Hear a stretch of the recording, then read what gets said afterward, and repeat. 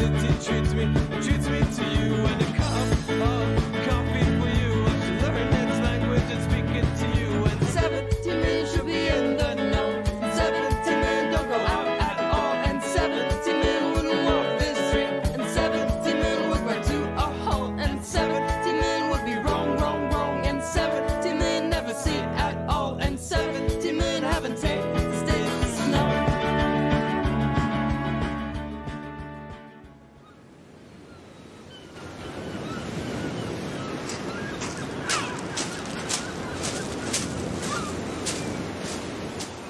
If I asked you what the Impressionists were best known for, you'd probably say for painting outdoors. And you'd be right. Who doesn't love Monet's delightful fields of poppies with their unmissable smell of the summer? Or those dreamy water lilies of his, so delicate, so thoughtful. Or his sunny moments by the river with their perfectly captured weather.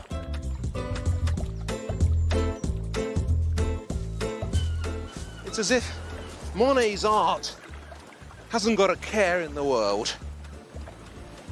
Everything in it is relaxed, sleepy, happy.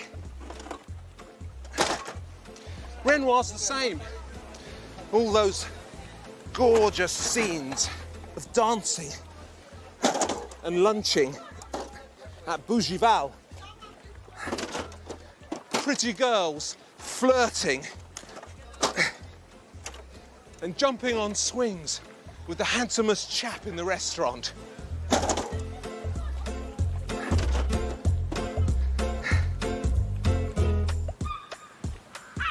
Pizarro's the same. Fields of golden corn, sunny orchards, happy peasants, merrily at work in the fields. Even when he paints the winter, he makes the cold look so welcoming.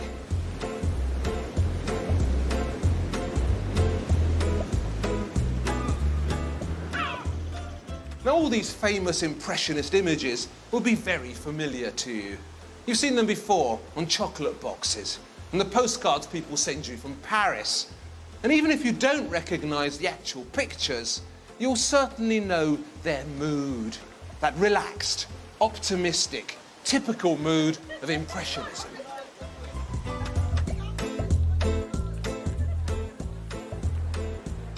So, naturally, you're going to assume that achieving these pleasing moods was pleasant as well, and that the life of the Impressionists was relaxing and contented.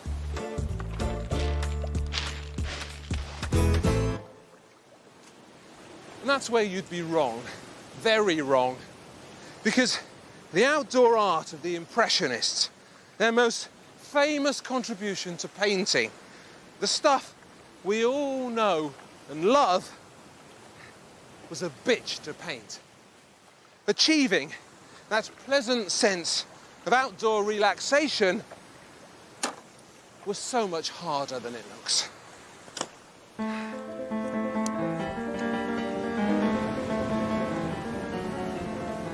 In the last film, we saw the Impressionists come together for their first show in 1874. Over the next decade, they had 7 more exhibitions. That's 8 shows in all. 8 shows that changed art. And from the beginning, they wanted to paint outdoors. To paint what they could see, what was really there. In Monet's case, that usually involved water. Monet spent his entire life living next to water. It was as if he was born with 2 umbilical cords. One connected to his mother, the other connected to the Seine.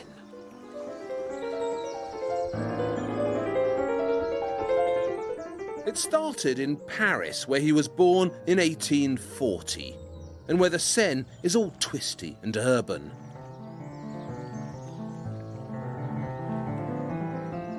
in Le Havre, where he grew up, the river pours itself into the Atlantic in a messy industrial puddle full of elusive glimmers and shimmers.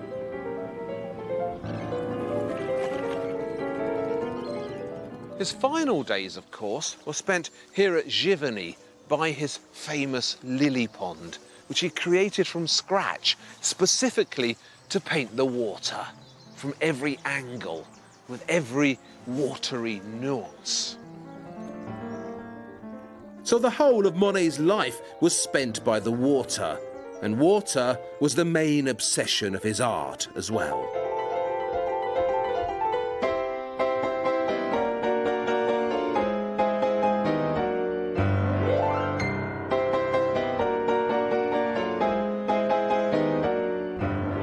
This was just a bog when he got here.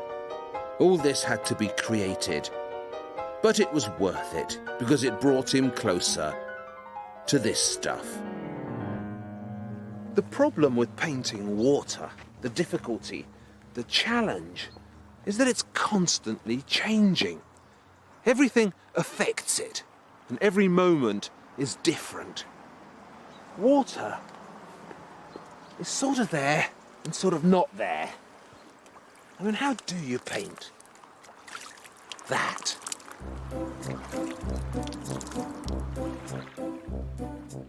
Monet's answer was to get right on top of it, as close as he could, to live it, breathe it all day long. In a special boat he had built for himself, a floating studio, custom made for exploring the river. We know exactly what it looked like because he was painted working on it by his fellow boat lover, Edouard Manet. Manet himself never became a proper impressionist, but he shared many of Monet's impressionist ambitions, as well as most of the consonants in his name. Manet and Monet were always getting confused. Manet shows Monet painting the Seine at Argenteuil, just up the river from central Paris. He's in his special boat, hard at work, dressed from head to toe in impeccable white boating gear. Not, you would have thought, the most practical clothes to work in, but Monet was a bit of a dandy. He had all his shirts handmade and was famous for his frills and his cuffs. Besides, on every French river, the rowers were obliged to wear a different colour. Here on the Seine, they had to wear white. There's something of the Hercule Poirot about him, don't you think? The neat little dandy dabbing away tidily at his view of the Seine. And if you look at the back of the boat, in the cosy homemade cabin, you'll find Monet's wife, Camille, stored away neatly like a useful sack of provisions. Camille would sit placidly at the back of the boat, singing for Monet, feeding him, organising his picnics. I bet they had other kinds of fun as well, in that cosy-looking, floating love nest of theirs. In his earlier years, when he was still trying to make it the official way, Monet painted Camille in a gorgeous green dress and sent his portrait to the Salon, where, not surprisingly, it was a big hit. It's not a revolutionary image or a painting that does anything very new, but it does show how talented he was and how much he liked clothes.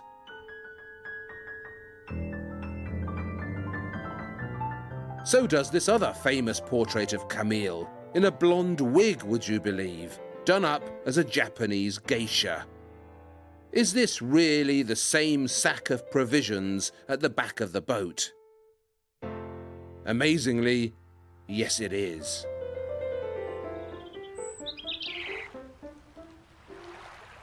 Including your lovers in your art like this, painting your family, your girlfriends, dressing them up, was new. Michelangelo would never have done it, or Turner, or any of the posh predecessors of the Impressionists. But the Impressionists were trying to be true to life, to paint things as they were, to make everyday life a suitable subject for art. Besides, when they started out, most of them were famously poor. They couldn't afford other models. Camille cost nothing. And for Monet, one of the attractions of the river, I suggest, one of the chief reasons he kept coming back here to watch the paddling and the people, is that the river too was free.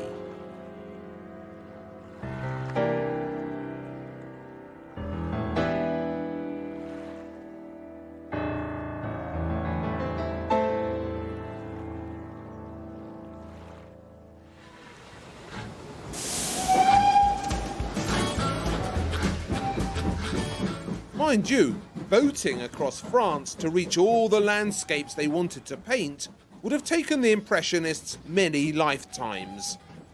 And that's where the train comes in.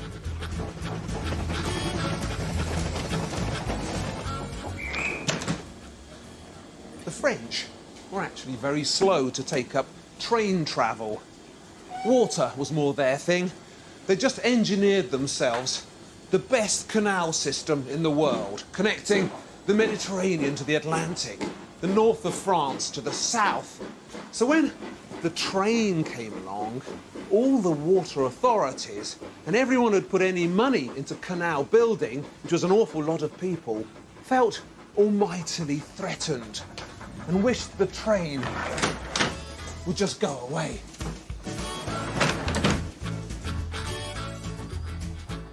In fact, until 1842, even building a train line in France was illegal. In that year, though, the law was changed, and the conquest of rural France by the Iron Horse could begin in earnest. In 1842, there were no miles of national rail track in France.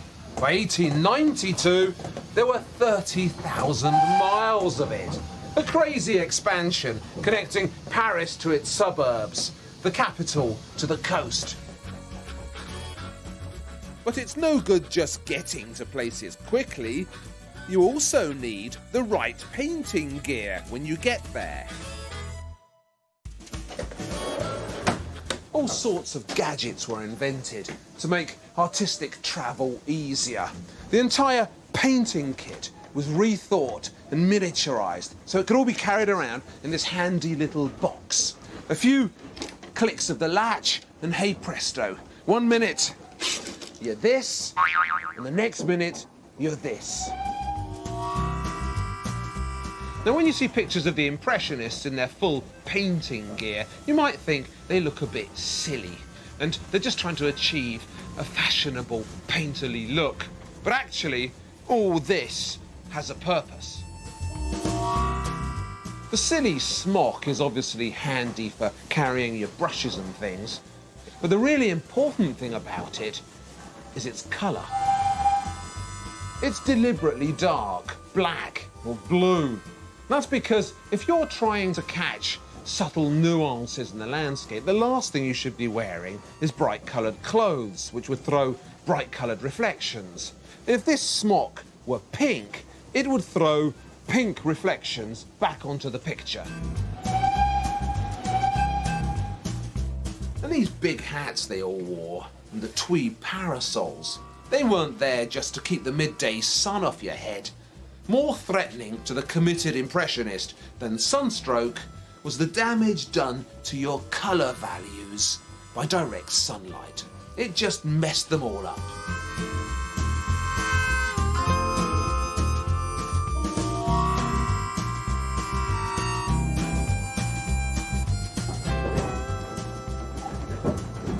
If I paint something bright green in the hot sun and then take it home afterwards, it'll look completely dark. So the very worst time to paint an Impressionist picture is on a hot and sunny afternoon. That really is a challenge. So the parasols and the wide-brimmed hats were there to ensure that when you took your Impressionist masterpiece home at the end of the day, you could still see the glorious field of poppies you'd spent all afternoon painting.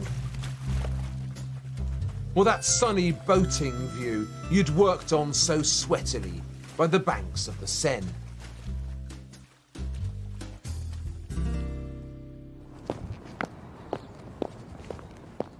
Painting landscapes outdoors is hard enough. But for really problematic outdoor painting, there's nothing quite as tricky as painting people. Unlike landscapes, people need to be persuaded to sit for you. They get bored, fidgety.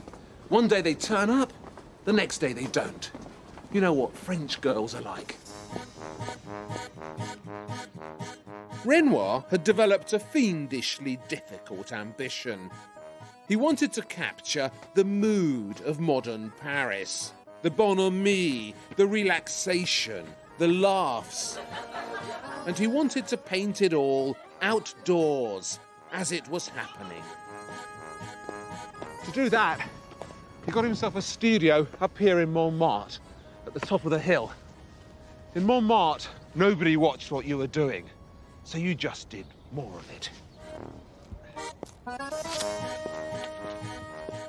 This was where the poor people lived and where the most fun was had.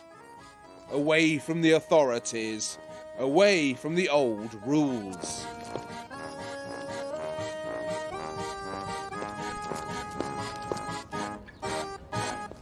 Renoir's new studio was along here in the Rue Courtauld.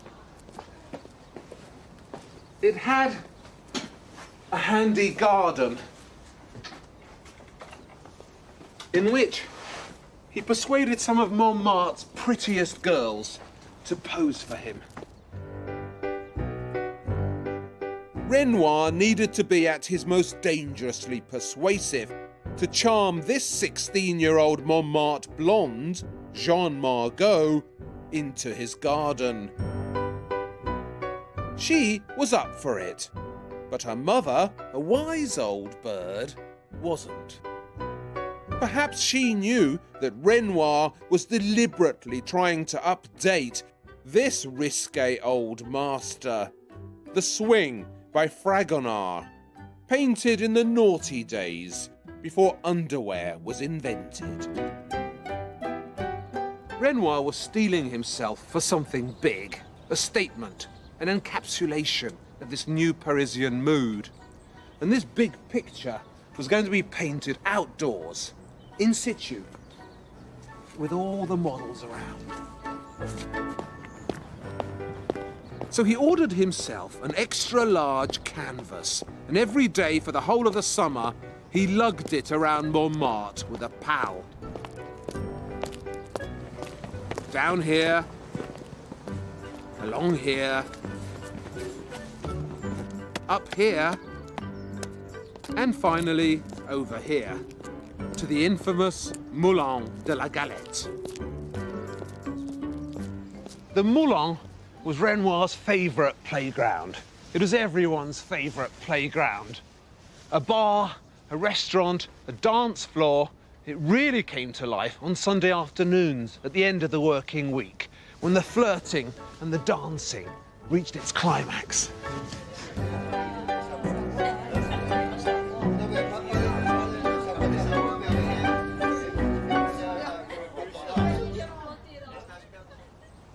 This is a galette, by the way.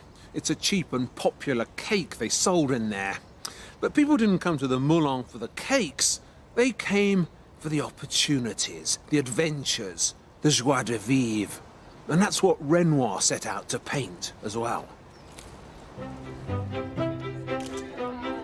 He worked on it for months, inside the Moulin, on the dance floor, using the Montmartre girls and their friends as models. Jeanne Margot is in there somewhere, having fun. So is her older sister, Estelle, the girl at the front. Renoir's Moulin was shown at the third Impressionist exhibition of 1877, where everybody noticed it. It's a fabulous, fabulous picture, but to see it only as a record of fun and frolics in Montmartre would be a mistake. The Moulin de la Galette is also a big impressionist statement about social change. The new heroes of Renoir's art aren't priests or emperors or generals, though there's probably a few of those in there somewhere. Everyone came to the Moulin. But the real heroes here are the working girls and the young chaps with attitude. The modern Parisians in whose boisterous grasp the future now lay.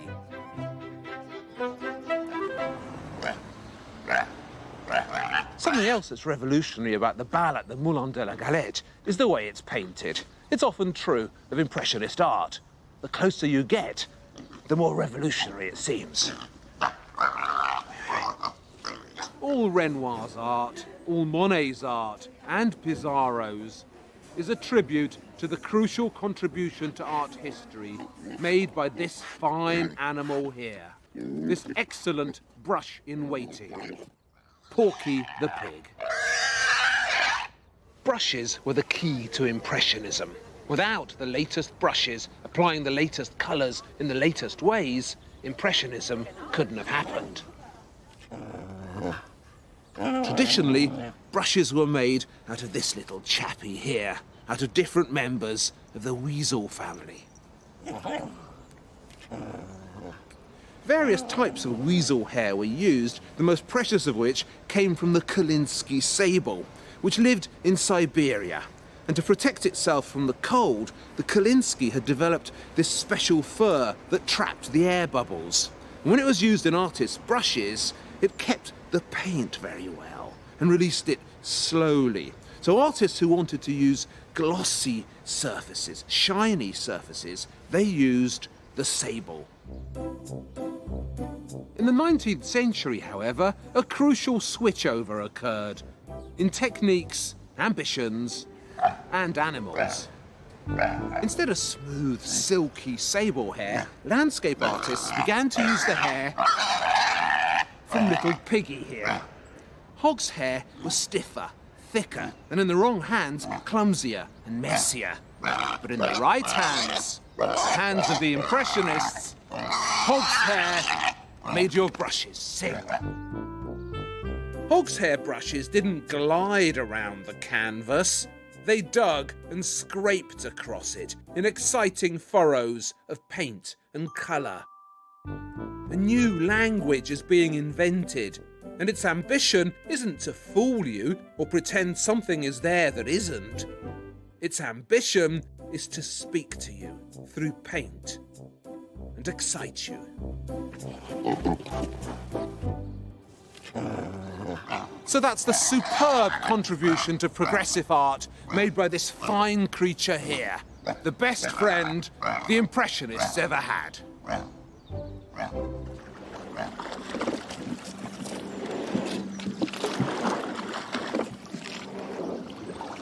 The River Seine is 776 kilometres long. It flows all the way from the Swiss Alps to the English Channel. But as far as art is concerned, it only really gets interesting when it gets to Paris. In Paris, the Seine grows complex and devious, twisting back on itself, toying with the geography. By the time it comes out the other side, it's become such a fascinating river.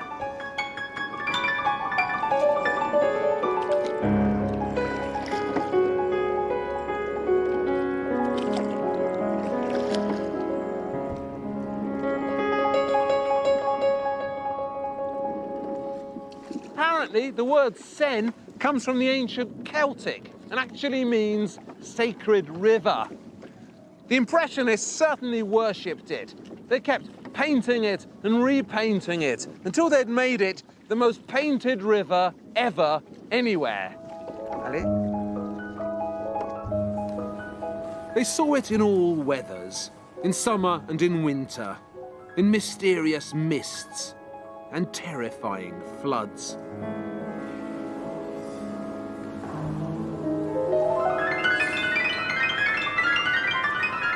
and the Seine was much too useful as a watery motorway from Paris to the sea to remain pretty for 776 kilometres. Sometimes the new satanic mill was cluttering its banks, coughed horrible things into the air, and filled the sky with darkness.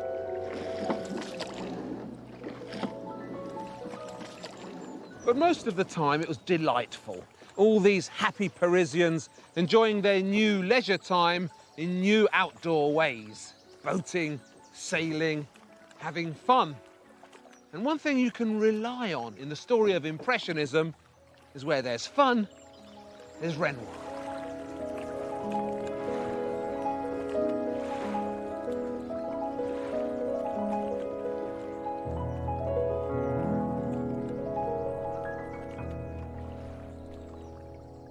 In the old days in France, Sundays were for going to church, for communing with your creator and feeling guilty. But in these new, secular Sundays that Renoir paints, the weekends are for fun. And Sundays are now for relaxing and looking beautiful, for parading in your finery, for flirting, lunching, and, above all, for dancing. Apparently, Renoir was a fiend on the dance floor, a really good mover, marvellous dancer, and his love of polkas and waltzes is unmissable in his favourite paintings of mine, Renoir's dance pictures. Come on, how can anyone resist these twirling evocations of couples having fun? Renoir's joie de vivre is surely contagious.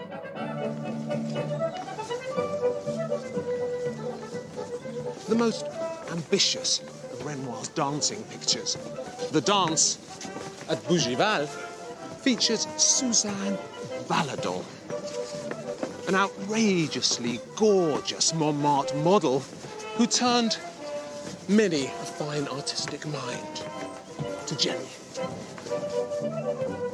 Valadon pops up here and there in Renoir's art, sometimes with her clothes on, often without them. She's the modern girl as the new Venus, elbowing out the imaginary goddesses of the Greeks and elbowing in the living, breathing girls of Montmartre. Even Renoir, who was hardly a prober of people's character, found something deep to notice in Suzanne Valadon when he painted her dancing here at Bougival. Renoir saw something far away in Valadon's eyes, a doubt, a dream, a regret. As characterization, it's not in the Rembrandt league, but it is deeper than we usually expect of Renoir. These sensuous pleasure pictures of Renoir's, painted on location outdoors, are deliberately blowing raspberries at the old masters. Their message is that the modern world and the things modern people do are a fitting subject for great art. Today, we tend to look down on Renoir's party paintings and accuse them of superficiality. As Renoir himself once complained, people don't take you seriously if you smile. Bravo!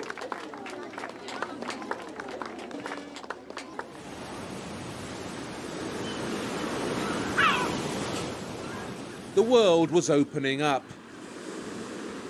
Places that had been so difficult to get to were now easy.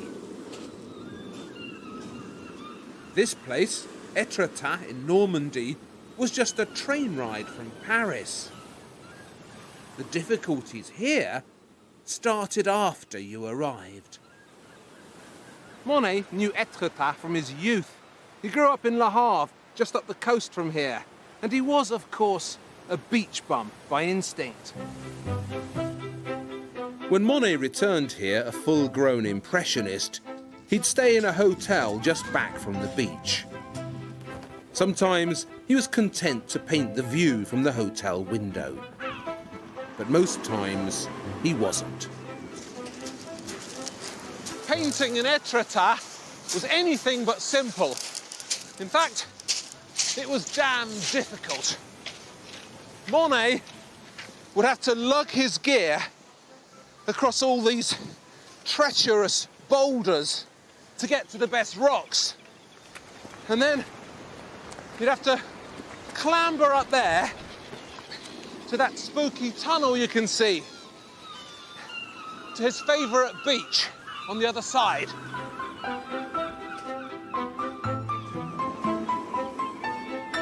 These days, it's even tougher to get down there. The sea's completely cut it off.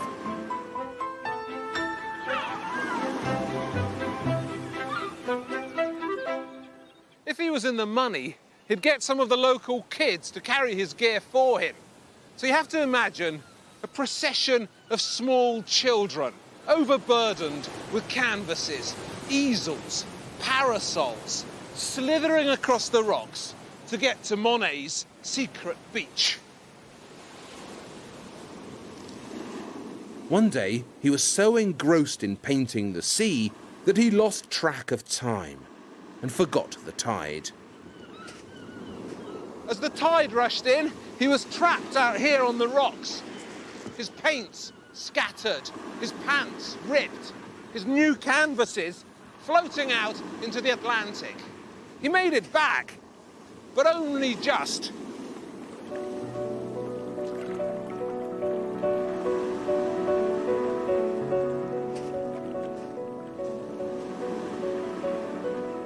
These are some of the few original fishing boats left in Normandy. Exactly like the ones Monet painted and went out on when he was feeling particularly reckless.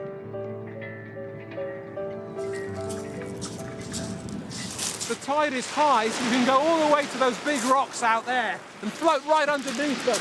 But you have to be pretty brave to do that, and a bit stupid.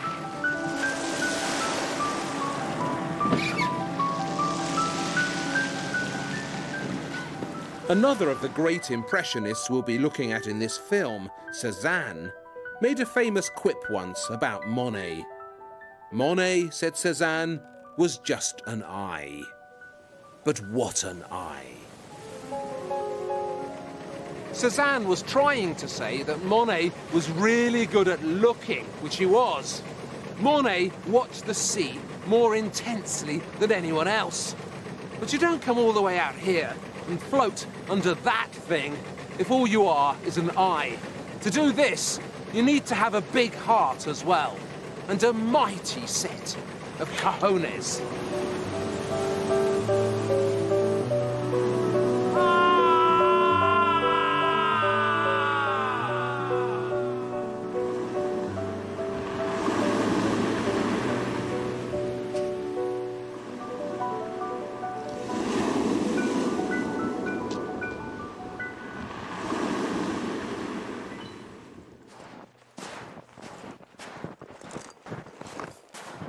Dry land, though, isn't always a relaxing alternative.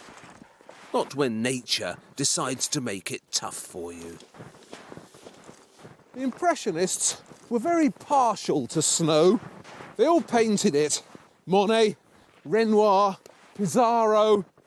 The snow picture became an Impressionist speciality. Part of the attraction, of course, was the beauty of snow scenes. Snow brings crispness and drama wherever it falls.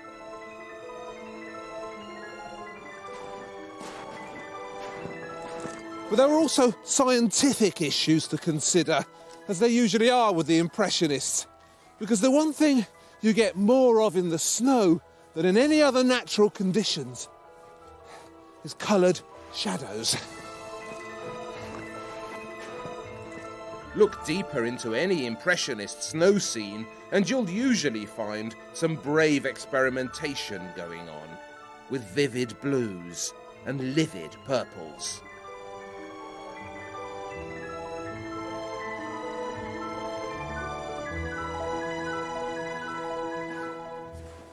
Scornful reviewers looking at these bright purple shadows would sometimes burst out laughing and accuse the Impressionists of hallucinating. But of course, they weren't. They were just painting what they saw, because snow shadows are never black. They're always full of colour. And I'm going to show you why. First, I have to build myself a projection screen, somewhere to show you the natural magic we're dealing with here. The Impressionists did it on their canvases. I'm going to do it on this. So that's my projection screen. Now these two torches are basically artificial versions of the natural lights you get around here in the winter. This is the sun shining down from the sky. And this one here, that's all the ambient light that you get reflected up off the snow. That's why the snow is so good for showing this, because there's so much ambient light reflected off it. So, sunlight, snow light. But to show you how these two come together to create coloured shadows, I need to switch off all the other lights. That's better. Now these are two typical Impressionist figures, a man and a woman, bourgeois types, the kind you see strolling around so much Impressionist art. And I've also got this coloured cellophane. So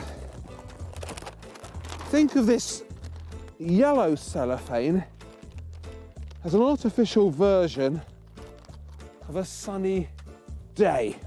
Imagine the sun up in the sky, shining lots of yellow light down. And if I throw this yellow light at the Impressionist couple, and also this other light representing the ambient light reflected from the snow, you'll see that the Impressionist couple are now casting purple shadows. However, if I change the colours and make this a red light, imagine a red sky with the sun shining at sunset, and shine that at the Impressionist figures, and you'll see that the colours of the shadows change as well and become greenish. It's basic optical science. Light is made up of all the colours of the spectrum. So if you block off some of these colours, the receptors in your eyes begin to see new things. Interestingly though, the Impressionist era wasn't just an important era for scientific experiment, it was also an important era for shadow puppets. Puppet shows were an immensely popular entertainment in the bars and cabarets of Montmartre, and huge crowds would flock to see the best ones. And any nosy Impressionist in the audience couldn't have failed to notice the intriguing colour issues that were being raised by these puppet shows. If we jump ahead in this series to the Seurat story that's coming up, we'll see coloured shadows and the magic of the puppet show combined so adventurously and brilliantly.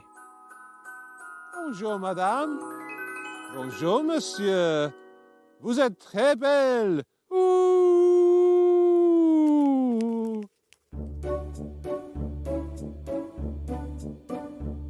The Impressionist who was most fascinated by coloured shadows was Camille Pissarro, who loved Christmas scenes and winter frosts.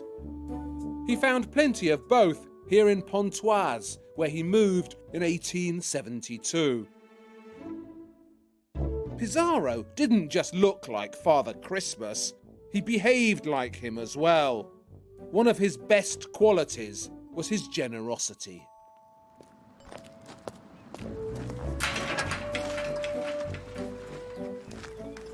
Most French artists of the time had egos the size of the Eiffel Tower and thought only of moi, but not Pizarro.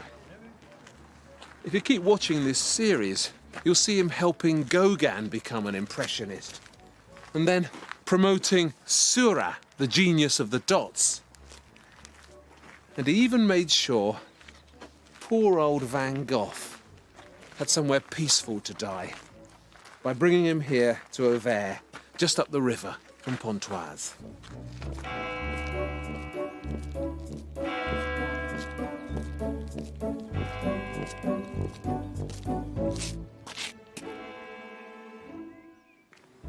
Back at the beginning of our story, in the early days of Impressionism, Pizarro even took an interest in an artist that no one else would touch with a barge pole. A particularly stubborn and selfish and downright weird painter called Cézanne.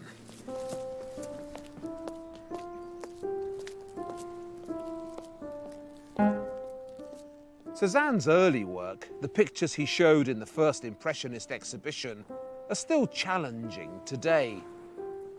So imagine what people thought when they saw these things in 1874. A peculiar self-portrait, with a bearded Cézanne leching over a shivering nude in a half-mad brothel scene. A portrait of Cézanne's father, painted with a palette knife and looking as if it's been carved out of tar.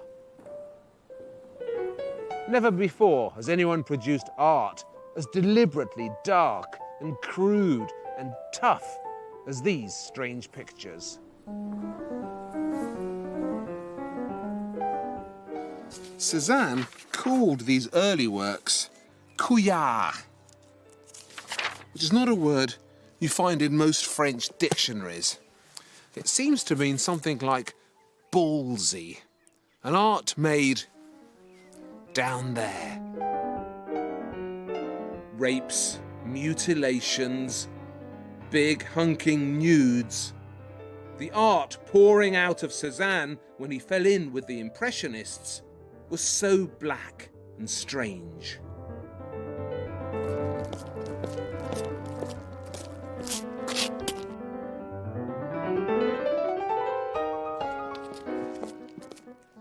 It was Pizarro who changed all that.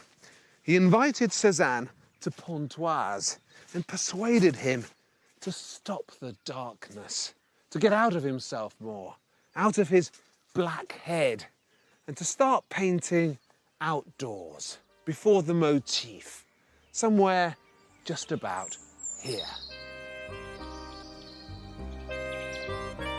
It was like throwing a switch. One moment, Cézanne is the creator of this. The next, he's gone all sensitive and rural, and he's painting this.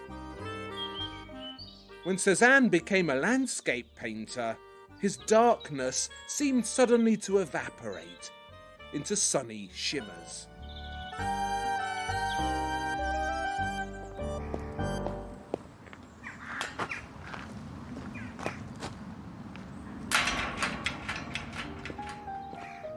Cézanne showed in 3 Impressionist exhibitions, and then fell out with Pizarro, which was typical.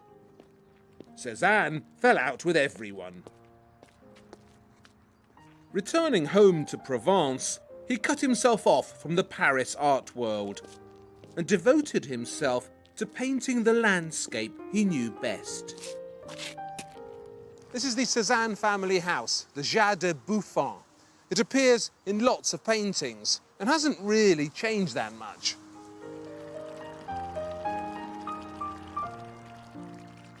Cézanne's father was a rich banker. The family home was big and bourgeois. Cézanne enjoyed painting this posh pond here, and when he finished with the grounds, he started on the workforce.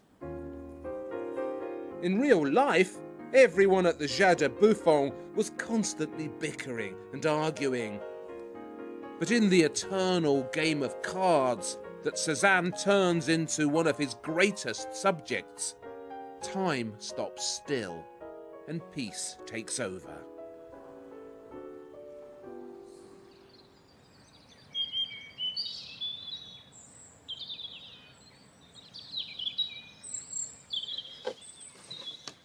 This is the studio Cézanne built for himself just outside Aix, so he could paint out here in the countryside with no distractions.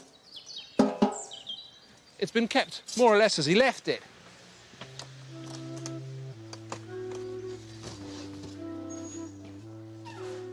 Inside here, Cézanne produced some of the most revolutionary pictures in the story of art, using only the simplest ingredients. All he needed was a bag of apples and a new way of looking. The middle of the 19th century was the great era of optical discovery. All sorts of remarkable things were found out about vision. What actually happens to the eyes when we see something? What does looking actually involve? It was an Englishman, Charles Wheatstone, who first described stereo vision in 1838. Until then, no one had bothered to ask themselves why human beings have two eyes. Why don't we just have one big eye right here in the middle? Wouldn't that be more practical, more visually economical? Well, no, actually, because the reason we have two eyes is that with two eyes we can see in stereo and judge distances more exactly. That's why people who lose an eye have difficulty in the beginning driving. They can't judge distances as well. And this had huge artistic implications, particularly for Cézanne. If you stare hard at these apples I bought in the shop down the road, you'll notice that each eye sees them differently. The left eye sees them from over here, the right eye from over here. If I now combine these two views through the magic of television, I'll get a crude Cézanne-ish blurring, an optical tipsiness that's so Cézanne. Because what Cézanne realised was that traditional single-point perspective, where everything is arranged in a line in front of you like that, was wrong. What we actually do is see in stereo, through two eyes, each of which sees things from slightly different angles. The brain then combines these two images into a single view. It's a momentous discovery. Traditional perspective was under attack.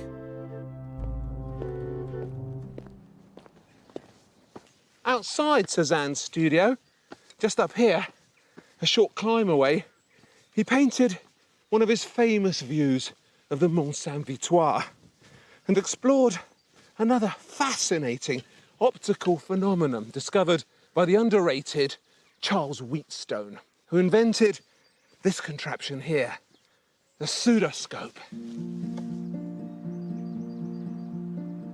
What this thing does is swap around all your optical information.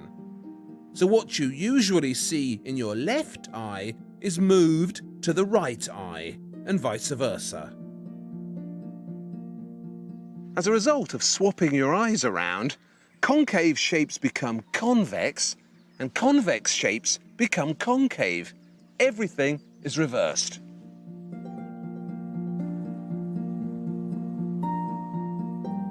Unfortunately, it's totally impossible for me to show you that. There is no way I can feed separate information to both your eyes. So what you have to imagine is that with one of these, the human face becomes a mask which you see like that. backgrounds and foregrounds swap places.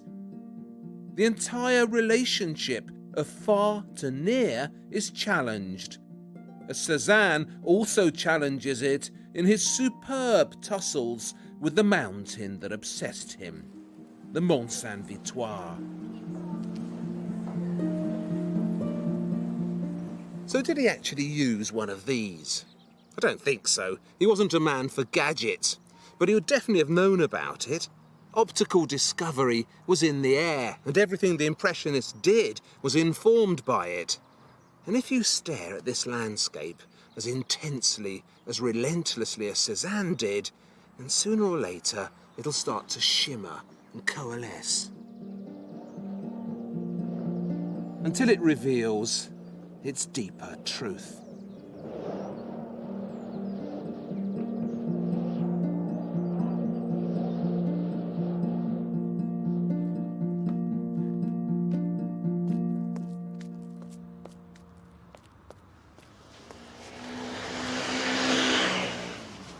This is the Pont de l'Europe. Ugly as sin, I think you'll agree. But this was one of the most inspirational art locations in Paris. Great Impressionist things were done around here.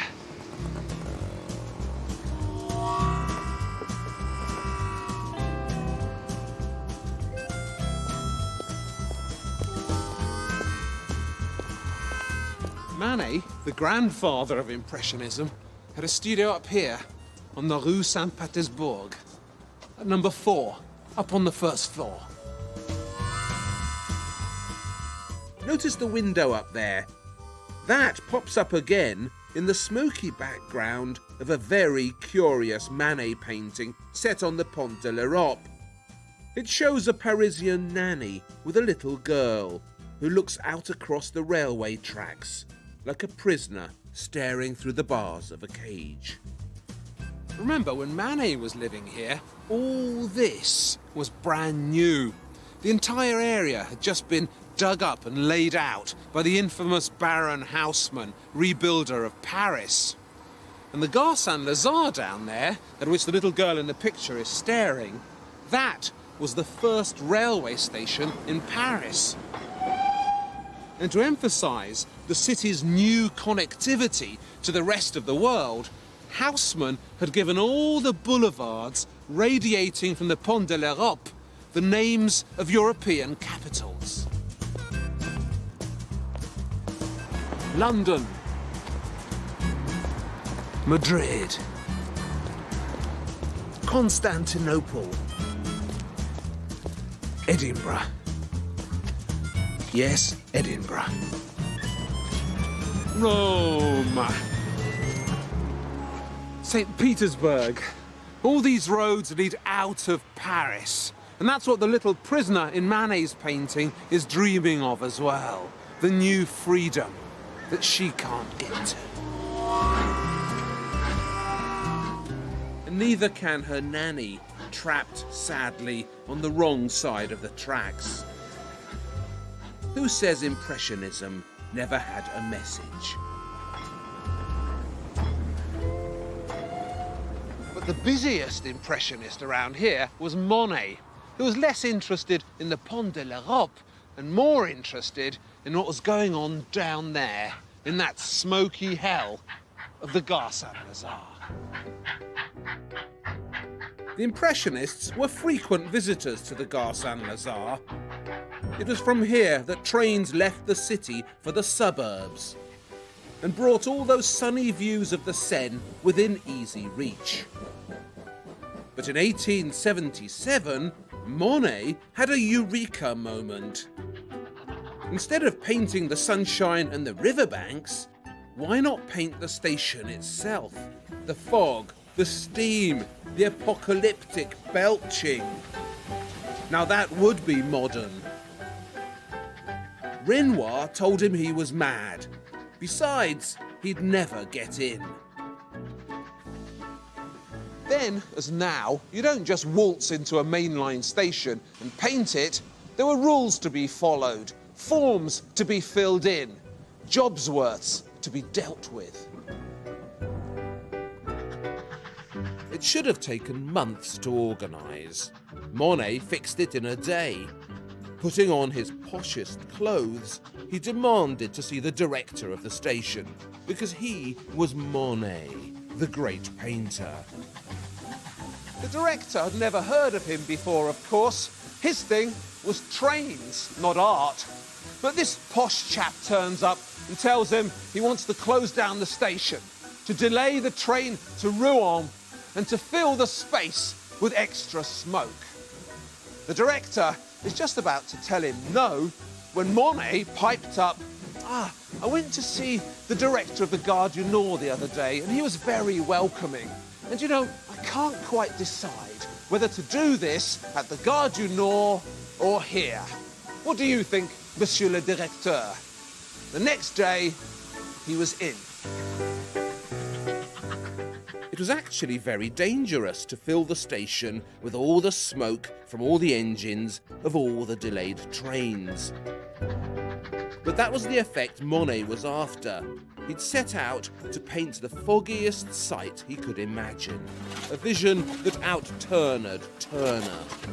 A train shed full of smoke. A dozen quickly painted canvases record his battle. They were unveiled at the third Impressionist exhibition in 1877 and are among his most dramatic achievements. Man giving nature a good run for her money in the production of clouds and fogs and apocalyptic thunder. Monet could have died painting his station pictures, choking on carbon monoxide and smoke. But he was an Impressionist. And Impressionists don't take shortcuts. These guys were determined, hardcore, and did whatever it took.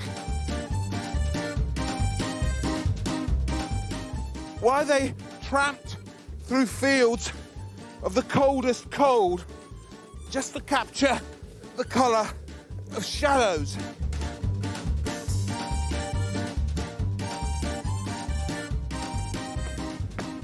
They trekked up mountains.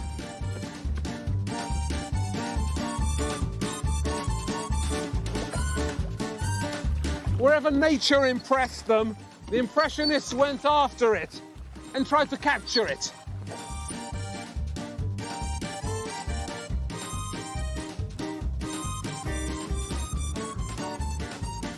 Fogs.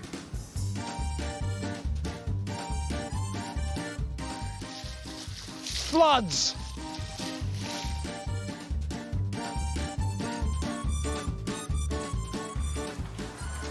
Rainstorms. And treacherous coastal black spots.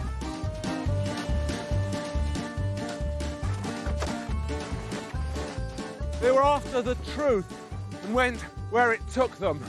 And that's never been an easy journey. Mind you, not all the exploring the Impressionists did was done outdoors. Sometimes the most interesting sights are right there under your nose. As we'll find out in the next film when we investigate the Impressionists indoors.